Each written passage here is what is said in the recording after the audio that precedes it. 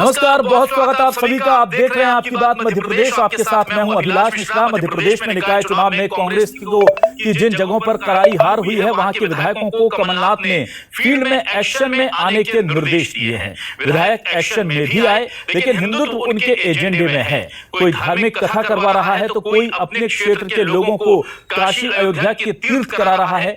BJP ने इसको लेकर कांग्रेस पर तंज कसा है और कहा है कि कांग्रेस को सिर्फ हार के बाद ही भगवा याद आता है। कांग्रेस ने भी बीजेपी पर धर्म के नाम पर राजनीति करने का आरोप लगा दिया, लेकिन यह साफ होता जा रहा है कि 2023 की बड़ी लड़ाई अब भगवा पर केंद्रित हो चुकी है। क्या 2023 में चलेगा सिर्फ भगवा, और क्या कांग्रेस कर पाएगी बीजेपी के एजेंडे को अगवा? इसी पर करते हैं आज आपकी बात।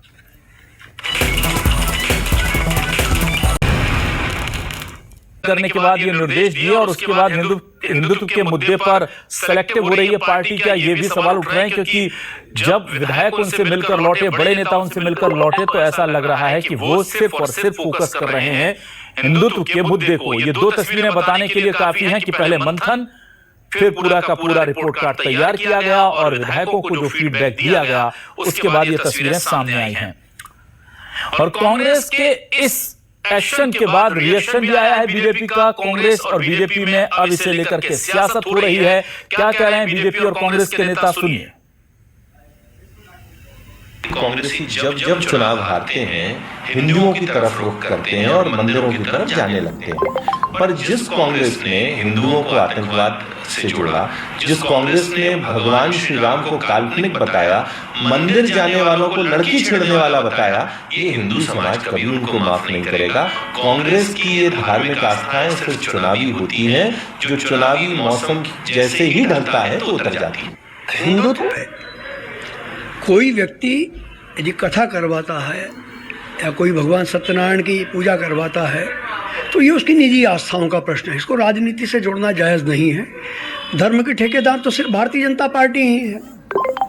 जब चुनाव आते हैं तो उसे धर्म याद आता है, हिंदुत्व याद आता है। तो भारतीय जनता पार्टी के धर्म से हमारे धर्म की तुलना नहीं हो सकती है।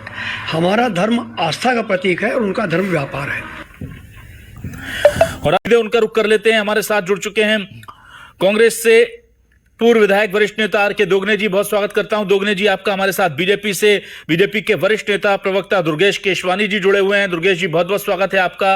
दुर्गेश केशवानी जी के साथ ही हमारे साथ जुड़े हुए हैं वरिष्ठ पत्रकार जगदीश द्विवेदी जी। जगदीश जी, आपका भी सर मैं स्वागत करता हूं। और हमारे साथ महामंडलेश्वर शैलेशानंद गिरी जी महाराज जी जुड़े हुए हैं। महाराज जी, आपका भी बहुत बहुत शुक्रिया आने के लिए। और हम शुरू करते हैं डिबेट को। सबसे पहले मैं आज महामंडलेश्वर शैलेशानंद जी के पास आता हूं। सर, मुझे ये बताइए गुरु जी की, क्या आपको लगता है महाराज की सियासत में धर्म की राह पर चलना एक अलग बात है, लेकिन धर्म के नाम पर सियासत करना या धर्म को आधार मान करके सियासत करना, यह गलत हो रहा है, ठीक हो रहा है? आपको खुशी हो रही है कि सब भगवा की शरण में आ रहे हैं, या आपको लगता है कि नहीं, जनप्रतिनिधि का काम समाज सेवा है, व्यवस्था को सुधारना है, वो करे, साधु संत हैं धर्म को चलाने के लिए, धार्मिक आयोजन करने के लिए? जी, आप सभी सुधी वक्ताओं को, श्रोताओं को मैं नमन करता हूं। साथ में हर बार की तरह कहना चाहूंगा कि धर्म दर्शन का विषय है, प्रदर्शन का नहीं। राजनीतिक औजार बनाते बनाते पिछले कई कालों से, कई युगों से धर्म के ऊपर इस प्रकार के आक्षेप लगते रहे हैं। उनका दुरुपयोग भी होता रहा है और उपयोग भी होता रहा। एक बात की प्रसन्नता यह होती है कि जिन दलों को ऐसा कहा जाता था कि वे हिंदुत्व विरोधी हैं या सनातन विरोधी हैं, वे भी अब सनातन की शरण में जा रहे हैं, एक शुभ संकेत है। वहीं पर कुछ लोग ऐसे हैं जिन्होंने हिंदुत्व का या सनातन धर्म के जो जटिलताएं हैं या सूक्ष्मता है, उनका अध्ययन किए बिना ही उसको अपने निजी स्वार्थों के लिए उपयोग करना चालू कर दिया। तो इसका हम सनातन धर्म के समझ संतु विरोध करते हैं। ठीक है, मैं आता हूं दोगने जी। आप हिंदू नहीं है क्या? हम लोग मंदिर नहीं जाते क्या? जैसे जैसे आपको अभी हमारे महामंडलेश्वर जी ने बताया कि ये प्रदर्शन का काम नहीं है, धर्म तो आस्था का विषय है और निश्चित हम आस्था का विषय ही मानते हैं और आस्था हमारी है। हम सब हिंदू हैं और हिंदू है अगर पूजन पाठ करते हैं तो भाजपा को तकलीफ क्यों हो जाती है? भाजपा को आप बताइए, ये हिंदू की बात करने लगती है। अगर कांग्रेस के लोग कुछ भी करें तो अपनी उस दिशा में ये अपनी राजनीतिक मोड़ पे थे। बताइए कि इसमें हम देखते हैं कि हिंदू सेंटीमेंट जो है वो बहुत बाहुल्य है, इसमें मुझे कहने में कोई गुरेज नहीं, सब लोग जानते हैं। लेकिन क्या अब सियासत सिर्फ और सिर्फ भगवे को लेकर के होगी? और भगवा क्या कांग्रेस को अब समझ में आ गया है कि अगर सत्ता तक पहुंचना है तो बिना भगवा के मुमकिन नहीं है?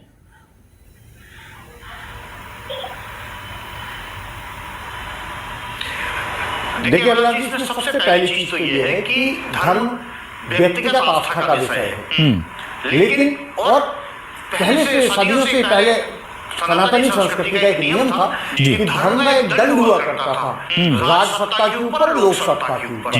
लेकिन अब वो धर्म का दंड हट गया और नेताओं ने सीधे सीधे सियासत को एक औजार बना लिया राजनीति का। और जहां तक अगर मान लो कांग्रेस जो बात करती है, बीजेपी जो बात करती है, सबसे बड़ी चीज इसके हमें पास में जाना होगा कि ऐसा क्यों हो रहा है। आज बीजेपी ने भगवा को या राम को अपना पेटेंट टाइप का करा लिया है कि राम उसके हिस्से में आ गए। उसके पीछे कारण सिर्फ इतना है कि जो कांग्रेस अब स्वीकार नहीं करते, अंतर्मन में वो स्वीकार करते हैं।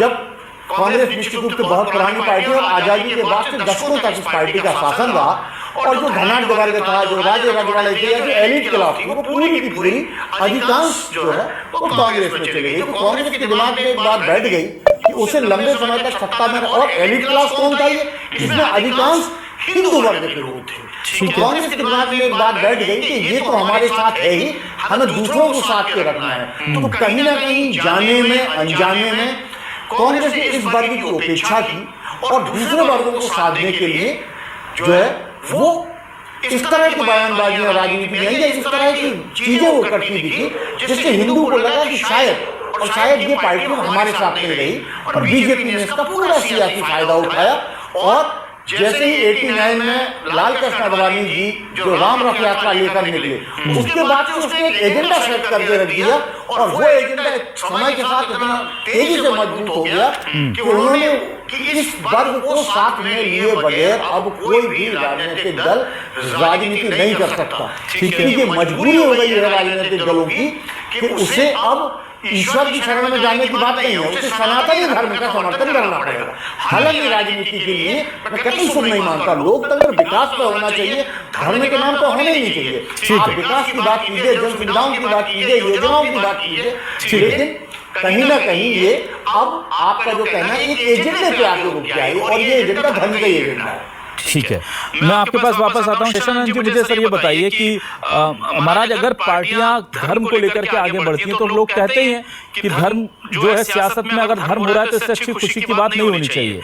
लेकिन आपको लगता है कि ये धर्म उस परिप्रेक्ष्य में है जिसमें राम राज्य में इसकी परिकल्पना की गई थी, या जिसमें हमारे शास्त्रों में परिकल्पना की गई है, या यहाँ धर्म केवल सत्ता में आने का एक टूल बन चुका है? पहले तुष्टीकरण के लिए एक विशेष धर्म को इस्तेमाल किया गया, और अब मेजोरिटी को खुश करने के लिए दूसरे धर्म का इस्तेमाल हो रहा है। बिल्कुल अभिलाष जी, आपने पिछली चर्चा को अगला स्वरूप दिया है। पिछले बार जब मैं आया था मैंने कहा कि वैश्विक बाजार तय करना है कि आपका धर्म क्या हो। जी, आप कभी देखेंगे आपका खान पान रहन सहन पूरे विश्व का सबसे ज्यादा जहाँ पर जो बिक्री होगी वहां पर धर्म लागू कराने के प्रयास होते रहे हैं आदिकाल से।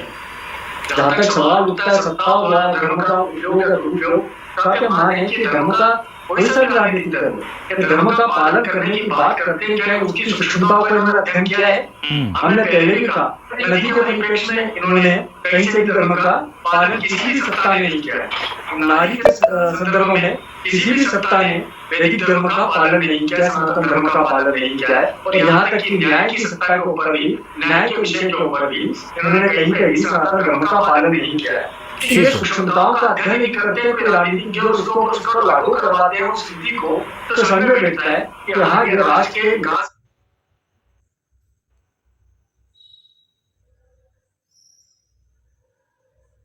की बातें कर रहे हैं। ठीक है सर, विवेक जी की बहुत सारी बातों से मैं सहमत हूँ जी, परंतु सहमत होने के साथ में उसके अंदर कुछ और जोड़ना चाहूंगा कि ये धर्म के हिसाब से चलेंगे नहीं तो अभी जो चल रहा है उसके अंदर राष्ट्रीयता भी कहीं ना कहीं आहत हुई।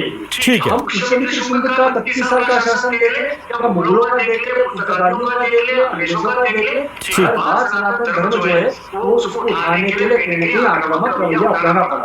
और एक बात और बोलना चाहूंगा जी, जिसे हमारे दोनों जितने भी राजनीतिक दल है उनको समझना पड़े वो ये समझना पड़ेगा कि उग्र राष्ट्रवाद और उग्र धर्मवाद ये दोनों ही विकास के बाधक होते हैं। तो धर्म को जो है उसको प्रेम विश्वास शांति के साथ में स्वीकार करें और राष्ट्रवाद को भी प्रेम विश्वास शांति के साथ स्वीकार करें। ये राष्ट्र संदेश वाहक है शांति का, तो उसको बना रहने दें, अन्यथा हमारी स्थिति भी उग्र राष्ट्रवाद उग्र धर्मवाद के जो श्रीलंका की भी उस जैसी चुनौतियां हमें भी सामना करनी पड़ेगी। पाकिस्तान की जो हो रही है वही स्थिति हमारी न हो। ठीक है, दुर्गेश जी के पास आता हूँ। दुर्गेश जी, मुझे एक बात बताइए, दुर्गेश जी, क्या आपको लगता है कि कमलनाथ की ये कोशिश विधानसभा चुनाव से ठीक पहले अपने दर्शकों से को दिखाना चाहूंगा, जिसमें हम दिखा रहे हैं कि कौन कौन से विधायक क्या कर रहे हैं कांग्रेस से जुड़े हुए।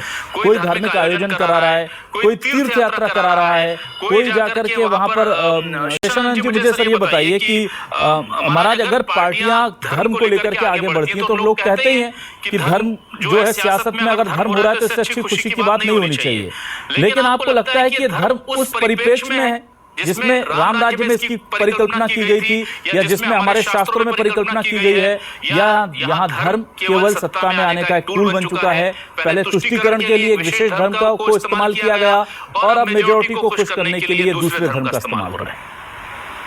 बिल्कुल अभिलाष जी, आपने पिछली चर्चा को अगला स्वरूप दिया है। पिछले बार जब मैं आया था मैंने कहा कि वैश्विक बाजार तय करना है कि आपका धर्म क्या हो। जी, आप कहीं देखेंगे आपका खान पान रहन सहन पूरे विश्व का सबसे ज्यादा जहाँ पर जो बिक्री होगी वहाँ पर धर्म लागू कराने के प्रयास होते रहे हैं आदिकाल से। जहाँ तक सवाल उठता है सत्ता और धर्म का उपयोग या दुरुपयोग का, क्या मान है कि धर्म का कोई सा राजनीतिक धर्म का पालन करने की बात करते हैं, क्या उसकी सूक्ष्मताओं पर इन्होंने अध्ययन किया है? हमने पहले भी कहा नदी के परिप्रेक्ष्य में इन्होंने कहीं से भी धर्म का पालन किसी भी सत्ता ने नहीं किया है। नारी के संदर्भ में किसी भी सत्ता ने वैदिक धर्म का पालन नहीं किया, सनातन धर्म का पालन नहीं किया है। और यहाँ तक कि न्याय की सत्ता के ऊपर भी, न्याय के विषय के ऊपर भी इन्होंने कहीं कहीं सनातन धर्म का पालन नहीं किया है। ये सूक्ष्मताओं का अध्ययन नहीं करते हैं कि राजनीतिक जो उसको लागू करवाते हैं उस स्थिति को, तो समझ में बैठता है कि यहाँ राष्ट्र के घास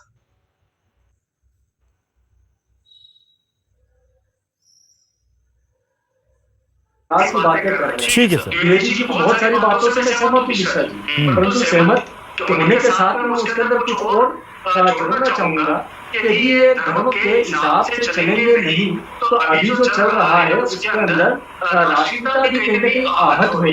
ठीक है, हम कृष्ण कृष्ण का 32 साल का शासन देखे या मुगलों का देखे, पुर्तगालियों का देखे, अंग्रेजों का देखे, हर बार सनातन धर्म जो है वो उसको उठाने के लिए कहीं ना कहीं आक्रामक रवैया अपनाना पड़ा। ठीक। और एक बात और बोलना चाहूंगा लीला जी, जिसे हमारे दोनों जितने भी राजनीतिक दल है उनको समझना पड़े, वो ये समझना पड़ेगा कि उग्र राष्ट्रवाद और उग्र धर्मवाद ये दोनों ही विकास के बाधक होते हैं। तो धर्म को जो है उसको प्रेम विश्वास शांति के साथ में स्वीकार करें और राष्ट्रवाद को भी प्रेम विश्वास शांति के साथ स्वीकार करें। ये राष्ट्र संदेश वाहक है शांति का, तो उसको बना रहने दें, अन्यथा हमारी स्थिति भी उग्र राष्ट्रवाद उग्र धर्मवाद के जो श्रीलंका की भी उस जैसी चुनौतियां हमें भी सामना करनी पड़ेगी। पाकिस्तान की जो हो रही है वही स्थिति हमारी न हो। ठीक है, दुर्गेश जी के पास आता हूँ। दुर्गेश जी, मुझे एक बात बताइए, दुर्गेश जी, क्या आपको लगता है कि कमलनाथ की ये कोशिश विधानसभा चुनाव से ठीक पहले अपने दर्शकों से